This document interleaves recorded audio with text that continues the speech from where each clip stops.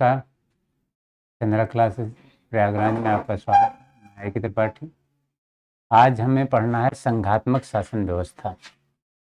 पहले हम इसको समझेंगे कि संघात्मक शासन व्यवस्था क्या होती है, फिर अगली क्लास से हम भारत में संघात्मक शासन व्यवस्था कैसी है, भारत का संघ कैसे बना है, उसकी विशेषताएं, उसके लक्षण, इन सारी चीज़ों को पढ़ेंगे।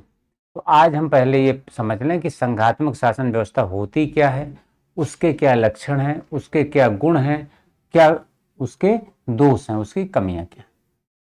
तो वास्तव में संघात्मक शासन व्यवस्था से हमें क्या समझ में आता है, एक सामान्य जो समझ हमारे अंदर विकसित होती है कि कई छोटी छोटी इकाइयों का मिलकर एक बड़े संघ में परिवर्तित हो जाना, यही संघ। और इस तरह की शासन व्यवस्था जो होती है, जो इकाइयों के बीच समझौते के कारण एक बड़ा शासन व्यवस्था बनती है, एक बड़ा संघ बनता है, उसकी शासन व्यवस्था जो होती है वही है संघात्मक शासन व्यवस्था। अर्थात छोटी छोटी इकाइयां आपस में कोई समझौता कर लें और समझौता करके अपने को एक बड़े संघ में परिवर्तित कर दें, और फिर उस संघ की जो शासन व्यवस्था होगी उसको कहेंगे संघात्मक शासन व्यवस्था। समझौता इकाइयां क्यों कर रही हैं, ये एक अलग मुद्दा हो सकता है। कभी कभी सैनिक कमजोरी से करती हैं, कभी कभी आर्थिक कमजोरी से करती हैं, लेकिन किसी भी कारण से समझौता हुआ, समझौता होकर संघ बना, तो जब संघ बना तो वह शासन व्यवस्था संघात्मक शासन व्यवस्था हो। तो थोड़ा सा समझने का प्रयास करते हैं हम इसको। जैसे कल्पना करिए कि छोटे छोटे राज्य हैं, छोटे छोटे से राज्य हैं, ये राज्य हैं छोटे छोटे। अब छोटे राज्य हैं तो निश्चित रूप से सैनिक रूप से कमजोर होंगे, आर्थिक रूप से भी कमजोर हो सकते हैं। ऐसा भी हो सकता है कि किसी राज्य में आर्थिक संसाधन कम हो, किसी में ज्यादा हो। किसी राज्य में पूंजी अधिक हो लेकिन खनिज संसाधन हो ही ना, दोहन वो किस चीज का करें। और कुछ राज्य ऐसे हो सकते हैं जहां पे खनिज संसाधन तो विपुल मात्रा में है, बहुत बड़ी मात्रा में, लेकिन उन संसाधनों को जमीन से निकालने और उसका लाभ लेने के लिए पूंजी ही नहीं है, उनका दोहन ही नहीं किया जा सकता। ऐसी स्थितियां भी हो सकती हैं। जैसे एक स्थिति की कल्पना करें कि मान लीजिए ये छोटे छोटे राज्य हैं और यहाँ पे एक बड़ा राज्य है। तो ये बड़ा राज्य निश्चित रूप से सैनिक रूप से मजबूत होगा और ये छोटे राज्य सैनिक रूप से कमजोर होंगे। तो इस बड़े राज्य से भयभीत कई बार हो जाते हैं छोटे राज्य, और बड़ा राज्य कभी कभी छोटे छोटे राज्यों पे आक्रमण करके उनको जीत भी लेता था, उनकी सीमाओं को समाप्त कर देता था, उनको अपने अधीन कर लेता था। कल्पना करें आज से 300-400 साल पहले की, तो ऐसी स्थितियां हो जाती थी।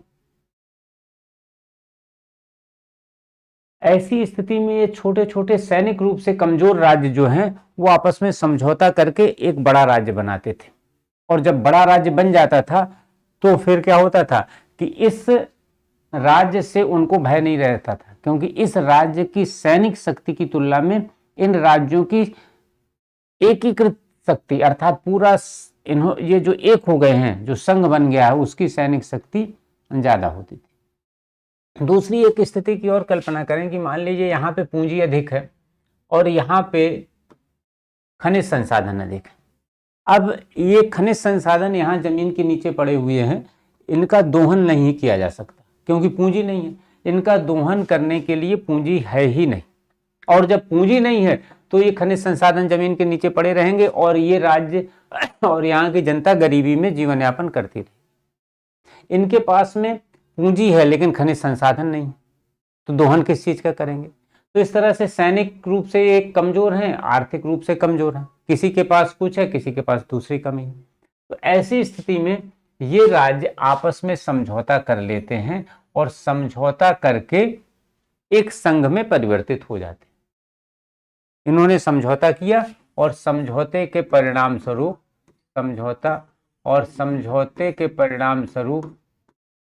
संघ बन गया, ये आ गया संघ अस्तित्व में। ठीक, समझौते के परिणाम स्वरूप संघ अस्तित्व में आ गया। और जब ये संघ अस्तित्व में आ गया ये संघ अस्तित्व में। तो हम क्या देख रहे हैं, समझौता किस कारण किया गया, इसके कारण क्या है समझौते के, दो कारण दिखाई दे रहे हैं हमें, एक सैनिक कमजोरी, एक सैनिक कमजोरी अर्थात सैनिक रूप से कमजोर है राज्य, और दूसरी कौन सी है, आर्थिक कमजोरी।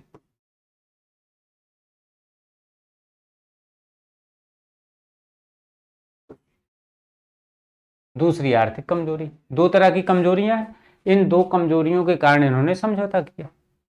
अब एक बात ये आती है कि समझौता करके अब इस सैनिक रूप से मजबूत हो गए, ये संघ बन गया है, आर्थिक रूप से भी मजबूत है क्योंकि यहाँ की पूंजी का उपयोग यहाँ के लिए किया जाएगा और यहाँ के खनिज संसाधन का दोहन किया जाएगा, उसका लाभ पूरे संघ को मिलेगा। अब एक बात ये आती है कि ये जो संघ बना है ये समझौते के कारण बना है, ये समझौते के कारण बना है, तो इसके परिणाम क्या होंगे, इसका परिणाम एक तो ये हो सकता है कि समझौता कभी भी टूट सकता है, परिणाम पहला ये होगा कि समझौता टूट सकता है,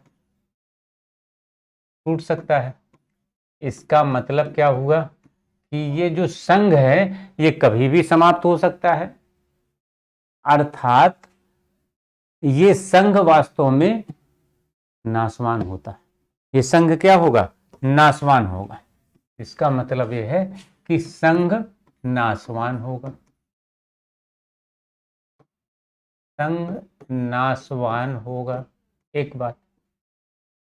दूसरी बात क्या है, समझौता किया किस लिए गया है, सैनिक कमजोरी थी, इस राज्य से, बड़े राज्य से डर था, ये बड़ा राज्य है, जो बड़ा राज्य, ठीक, ये बड़ा राज्य था, इससे डर था, इसके डर के कारण ही समझौता किया गया कि भाई ये राज्य हम पे आक्रमण करेगा और हमें गुलाम बना लेगा, हमारी सीमाएं समाप्त हो जाएंगी, हमारी सीमाओं का अस्तित्व नहीं रहेगा, हमारा स्वतंत्र अस्तित्व नहीं रहेगा।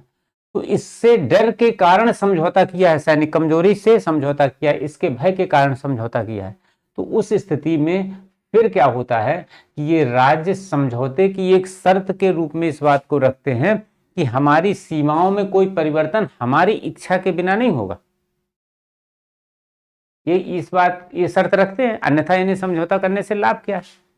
अगर इनकी सीमाओं में परिवर्तन यहां भी हो सकता है, अर्थात इनकी सीमा यहां समाप्त हो सकती है, तो ये समाप्त करे या ये संघ करे, दोनों में क्या अंतर है। इसलिए ऐसा समझौता होने के पहले समझौता करने वाली इकाइयां इस शर्त को जरूर रखती हैं कि हमारी सहमति के बिना हमारे राज्य की सीमाओं में परिवर्तन नहीं किया जाएगा। तो फिर क्या होता है, राज्यों की सीमाओं में परिवर्तन नहीं हो सकता, इसका मतलब अर्थात राज्य अविनाशी होते हैं, राज्य हमेशा बने रहेंगे। तो दूसरी स्थिति क्या दिखाई देती है, राज्य, दूसरी स्थिति क्या दिखती है,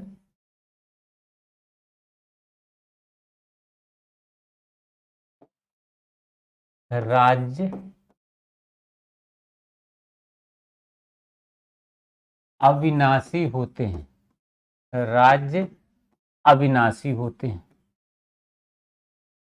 अर्थात इसमें एक विशेषता क्या दिख रही है कि भाई समझौता टूट सकता है, अर्थात संघ नाशवान होता है और राज्य अविनाशी होते हैं। अब एक बात और आती है कि जब ये संघ बना तो अब क्या रहता है कि इनकी अपनी स्वायत्तता कुछ हद तक कम हो जाती है, पूरी तरह से कम नहीं होने देते ये, क्योंकि ये समझौता जब करते हैं तो कुछ शर्तें ऐसी रखते हैं कि इनकी स्वायत्तता बनी रहे।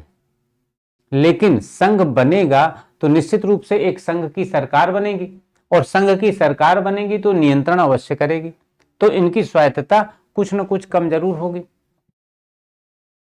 अब जब कम होने लगती है तो ये पता होता है कि स्वायत्तता कम होनी है, तो किन विषयों पर हमें शासन करना है, किस पे संघ शासन करेगा, इस बात का समझौते में उल्लेख अवश्य होता है।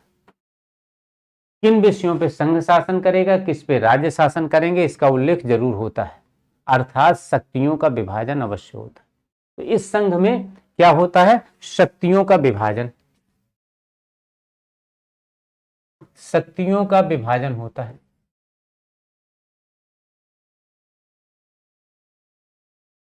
शक्तियों का विभाजन हो जाता है। और ये विभाजन करता कौन है? संघ तो नहीं करता, क्योंकि संघ तो समझौते के द्वारा अस्तित्व में आ रहा है, तो संघ तो शक्तियों का विभाजन करेगा नहीं। और अगर संघ करता तो वो जब चाहे तब उन शक्तियों को वापस ले सकता था। तो वास्तव में संघ समझौते के द्वारा अस्तित्व में आ रहा है, इसलिए शक्तियों का विभाजन उसी समय हो जाता है जब संघ बनता है और उसको व्यवस्थित रूप दे दिया जाता है। अर्थात इसका शक्तियों का जो विभाजन होता है संविधान के द्वारा होता है और बिल्कुल स्पष्ट रूप से होता है कि इन विषयों पे संघ को कानून बनाना है, इन पे राज्यों को बनाना है। स्पष्ट रूप से विभाजन होता है संविधान के द्वारा। संविधान के द्वारा ये जो विभाजन होता है उसमें इस बात का भी उल्लेख होता है कि राज्य सूची के विषयों पे या तो संघ हस्तक्षेप नहीं करेगा, और अगर हस्तक्षेप करेगा तो किन विशेष स्थितियों में हस्तक्षेप करेगा। अर्थात यहां पे शक्तियों का विभाजन संविधान के द्वारा किया जाता है।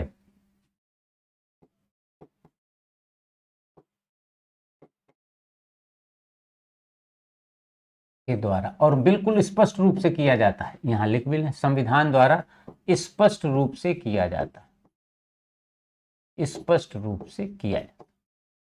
अब एक बात ये हो गई कि संविधान के द्वारा किया जा रहा है, इससे एक बात पता चल रही है कि संविधान सर्वोच्च होता है। अगर संविधान सर्वोच्च ना हो तो फिर क्या रहेगा? शक्तियों का विभाजन संविधान ने कर दिया और संविधान ही सर्वोच्च नहीं है, तो बाद में फिर उसमें परिवर्तन भी बड़ी आसानी से हो जाएगा। इसीलिए ऐसी शासन व्यवस्था वाले देशों में संविधान सर्वोच्च होता है। यहाँ पे संविधान क्या होता है? सर्वोच्च होता है। संविधान सर्वोच्च होता है, सर्वोच्च होता है। यहाँ पे संविधान सर्वोच्च होता है। एक बात और आती है, वो क्या आती है कि जब ये संघ बन जाएगा तो इसकी शासन व्यवस्था संचालित होगी, और शासन व्यवस्था संचालित होगी तो शासन व्यवस्था में कानून बनाने का अधिकार किसको होता है? विधायिका को। विधायिका कानून बनाती है। विधायिका अगर कानून बना रही है तो विधायिका में केवल जनता का प्रतिनिधित्व अगर होगा तो फिर उसका परिणाम क्या हो जाएगा कि जो कुछ छोटे राज्य हैं इसमें संघ में भी, वो बड़े राज्यों की तुलना में कम अधिकार पाएंगे या उनका महत्व घट जाएगा। इसलिए ऐसी शासन व्यवस्था में क्या किया जाता है कि केंद्रीय संसद या संघीय संसद जो होती है उसको द्विसदनी बना दिया जाता है। हमेशा द्विसदनी बना दिया जाएगा। एक सदन जनता का प्रतिनिधित्व करेगा और दूसरा सदन राज्यों का प्रतिनिधित्व करेगा। तो यहां पर संसद या केंद्रीय विधायिका द्विसदनी होती है हमेशा। केंद्रीय विधायिका कैसी होती है? द्विसदनी। केंद्रीय विधायिका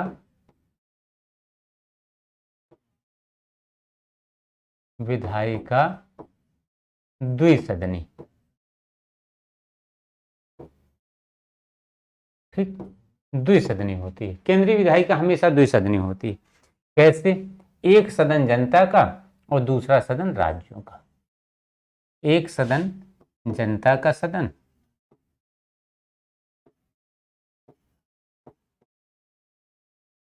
और दूसरा क्या होगा? राज्यों का सदन। दूसरा होगा राज्यों का सदन। दूसरा सदन राज्यों का सदन होता है। केंद्रीय विधायिका द्विसदनी हो जाती है और एक जनता का सदन, दूसरा राज्यों का सदन होता है। अब एक बात और दिखाई दे रही है, जैसे कल्पना करें ये संघ जब नहीं बना था तो एक राज्य था, एक राज्य था, एक राज्य था, इस तरह से बहुत से राज्य।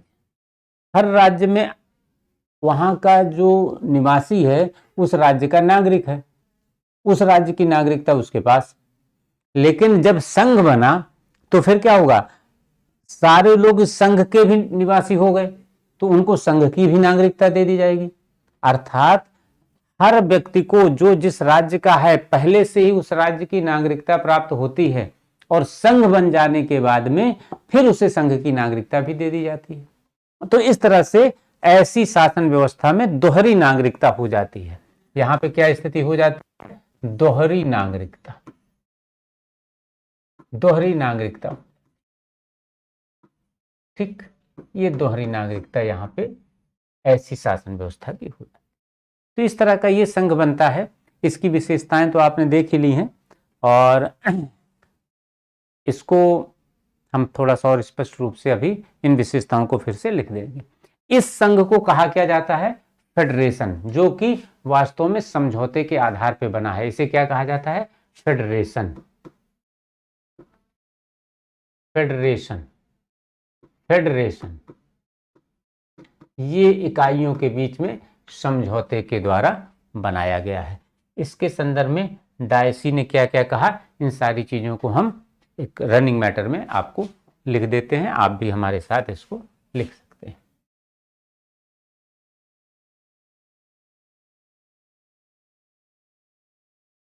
वस्तुतः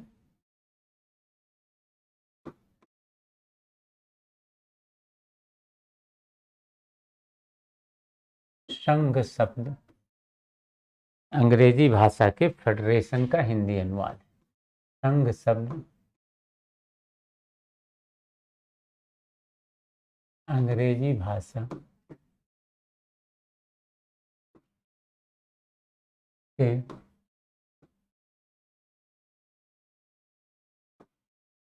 फेडरेशन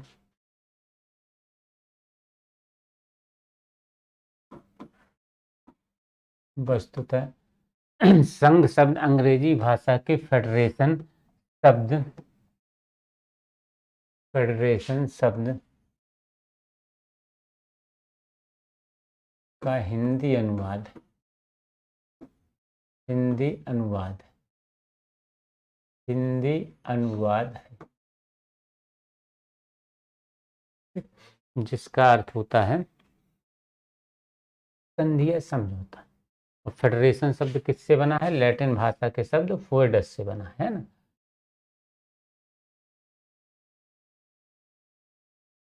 फेडरेशन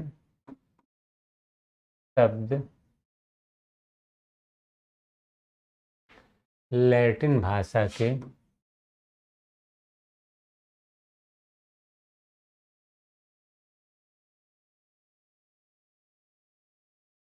लैटिन भाषा के फोएडस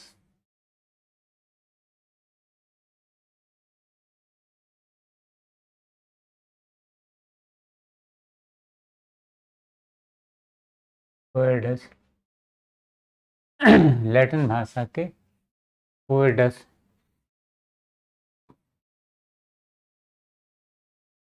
शब्द से बना है।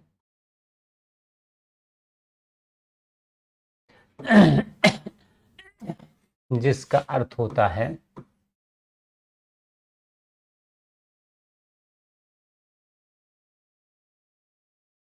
जिसका अर्थ होता है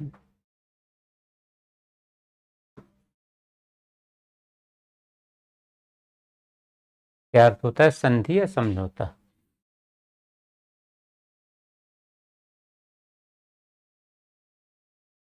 संधि या समझौता।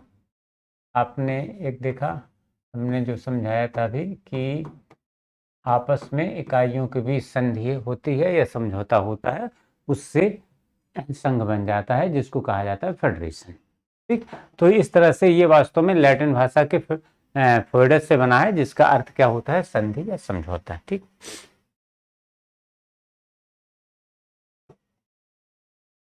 डायसी ने इसके बारे में क्या कहा है? डायसी कहते हैं, डायसी कहते हैं या डायसी के अनुसार संघात्मक शासन व्यवस्था, डायसी के अनुसार संघात्मक शासन व्यवस्था ऐसी शासन व्यवस्था होती है, डायसी के अनुसार संघात्मक शासन व्यवस्था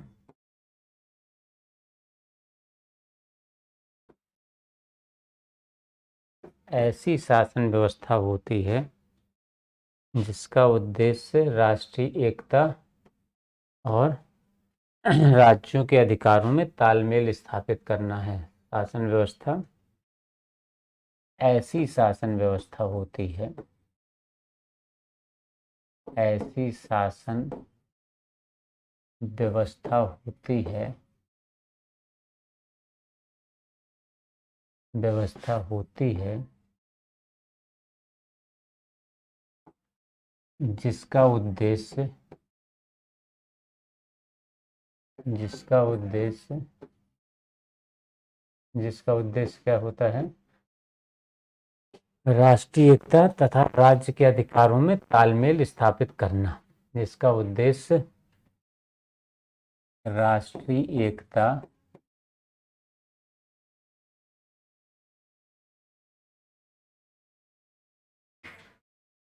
तथा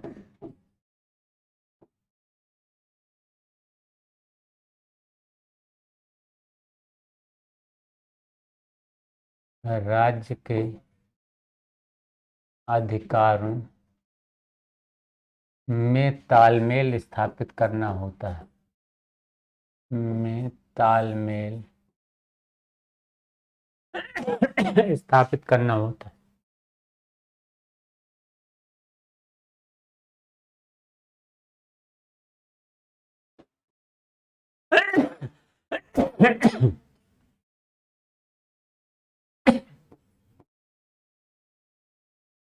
स्थापित करना होता है।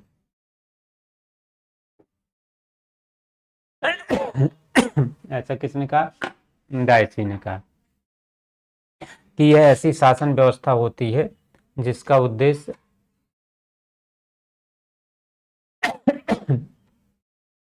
जिसका उद्देश्य वास्तव में क्या होता है कि राष्ट्रीय एकता और जो राज्य हैं उनके अधिकारों में तालमेल स्थापित करना।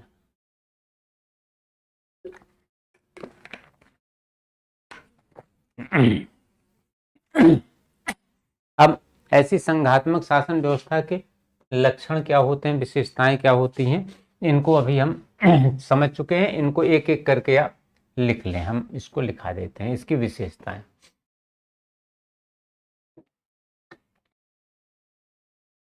विशेषताएं किसकी? इस संघात्मक शासन व्यवस्था की विशेषता क्या क्या विशेषताएं होती हैं इसकी, नंबर 1 करके लिख लेते हैं। जो अभी हमने लिखा था उसी को फिर से लिख लेते हैं। पहला क्या होता है? शक्तियों का स्पष्ट विभाजन। ठीक, शक्तियों का स्पष्ट विभाजन। स्पष्ट विभाजन किसके द्वारा होता है? संविधान के द्वारा। ठीक, शक्तियों का स्पष्ट विभाजन होता है। इसको आपको हम एक बार बता चुके हैं, दोबारा इसको फिर से आप लिख लीजिए। दूसरा क्या होता है? संविधान की सर्वोच्चता होती है। दूसरा क्या रहता है? संविधान की सर्वोच्चता होती है। संविधान सर्वोच्च रहता है। संविधान की सर्वोच्चता सर्वोच्चता होती है दूसरा। ठीक, तीसरा क्या होता है कि केंद्रीय विधायिका द्विसदनी होती है। तीसरा रहता है केंद्रीय विधायिका, केंद्रीय विधायिका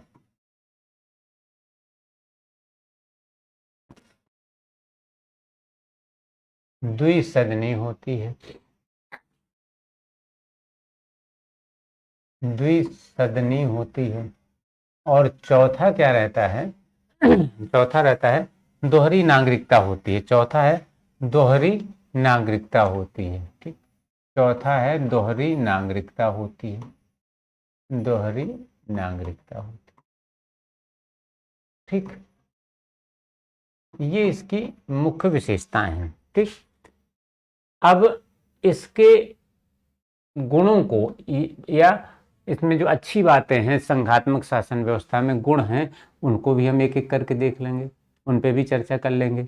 तो यहीं लिख लें, संघात्मक शासन व्यवस्था के गुण। संघात्मक शासन व्यवस्था के गुण।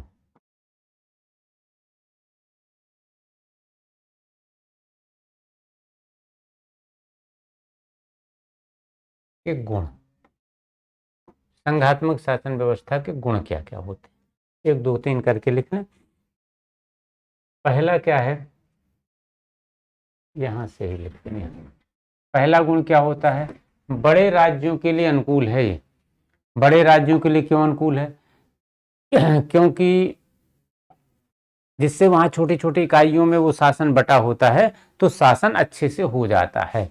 तो ये बड़े राज्यों के लिए अनुकूल है, बड़े राज्यों के लिए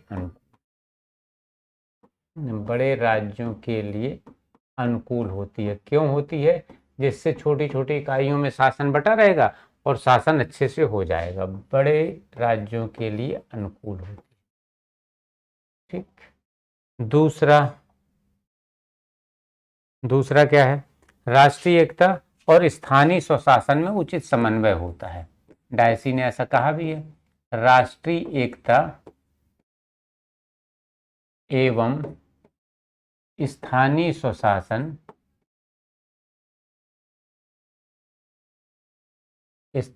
स्वशासन जो है इसमें उचित समन्वय होता है। स्थानीय स्वशासन में उचित समन्वय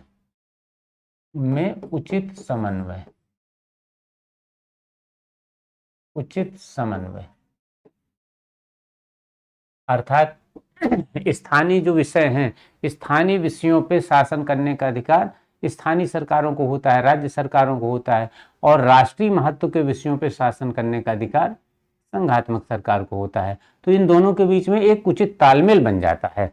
ये वास्तव में शासन के लिए बहुत अच्छा रहता है, बहुत लाभदायक होता है, शासन स्थायी होता है। ठीक। अगला तीसरा, छोटे और कमजोर राज्यों की शक्ति में वृद्धि करता है। छोटे और कमजोर राज्यों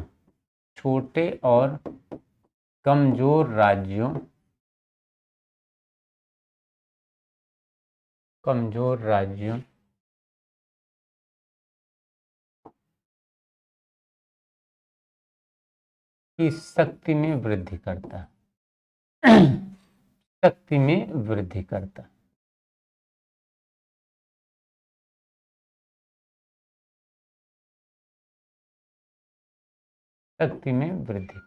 ठीक।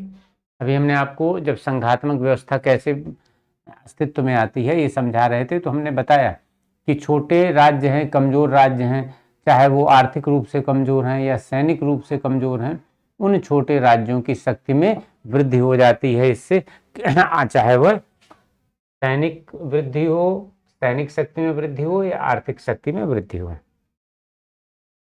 चौथा, केंद्र सरकार की कार्यकुशलता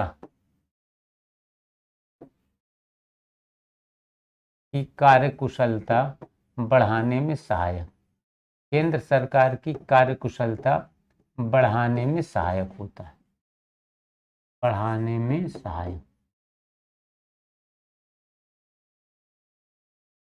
केंद्र सरकार की कार्यकुशलता बढ़ाने में सहायक। कैसे सहायक होता है, जब स्थानीय महत्व के विषयों पे राज्य सरकारें काम करती रहती हैं तो केंद्र सरकार पे बहुत अधिक बोझ नहीं रहता।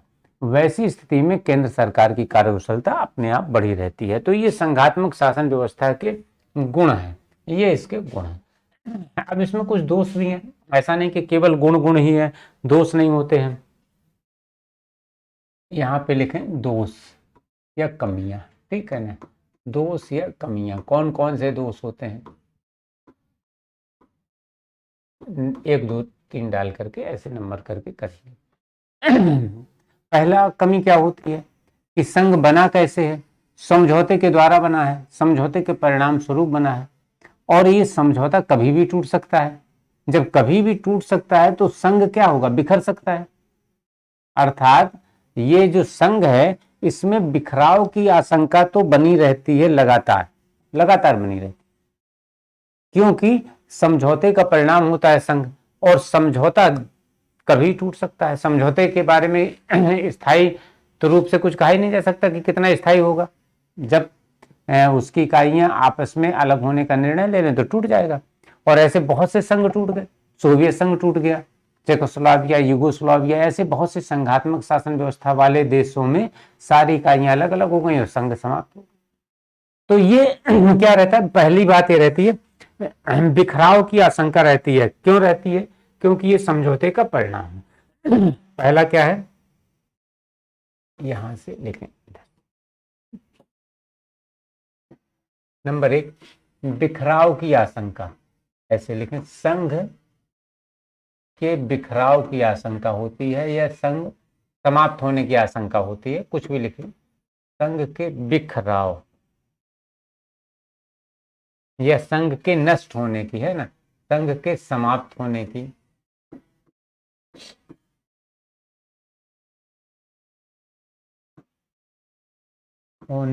आशंका होती है।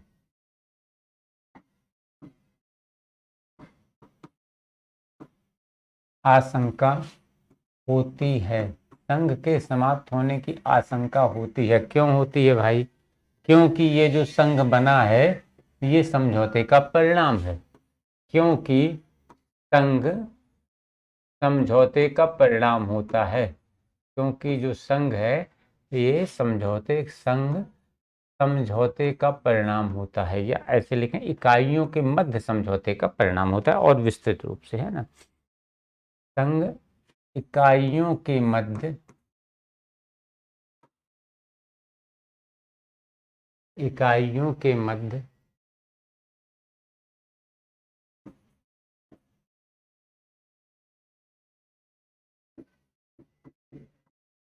समझौते का परिणाम होता है। इकाइयों के मध्य समझौते का परिणाम होता है। ठीक, पहला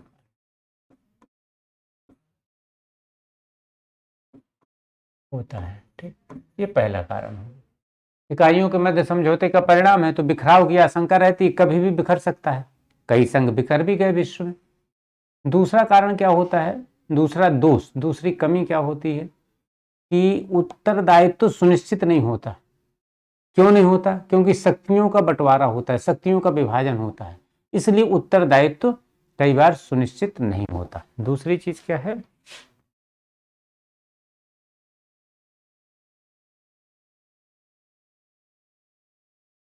दूसरा क्या रहता है, उत्तरदायित्व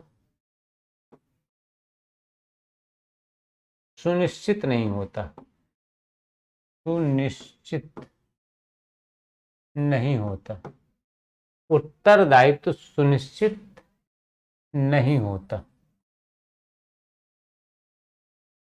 क्यों नहीं होता भाई? क्योंकि शक्तियों का विभाजन होता है, क्योंकि शक्तियों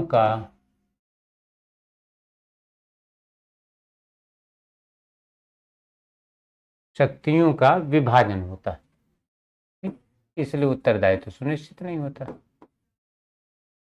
विभाजन, क्योंकि शक्तियों का विभाजन होता है इसीलिए क्या होता है, उत्तरदायित्व सुनिश्चित नहीं होता।